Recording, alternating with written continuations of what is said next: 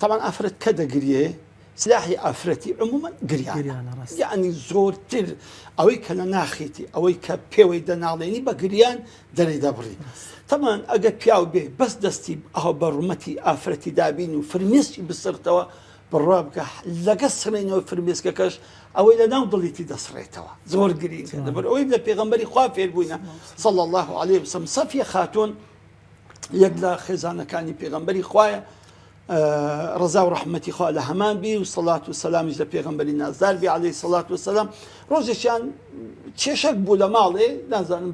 دابەیەکی یان عوشترێکی ئەوە شێوی کە سواری دەبوو نەخۆش کرد نازانم چ بوو لە تاوان دەسێ بە گریانێ کرد کە ئافرەت هەموو شتێک هەر تەنگاو بی دەگرێ کە گریا لە پێش پێغەمبەری خوا عەلەیهی سەڵات وسەلام دانیشتبوو بوو بە چار ڕێزە فرمێسکی داهاتە خوارێ لەبوو ئەو شتێک کە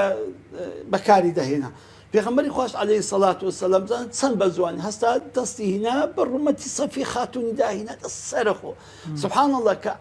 کە پیاو دەست بە ڕومەتی ژنی خۆی دادەنی و فرمێسکی دەسرتەوە نیشانەی ئیحتیمامی ئەو پیاوی بۆ ئافرەتەی یعنی ئافرەت ئەو فرمێسکانە لای من بە قیمەتن ئافرەت ئەو فرمێسکانە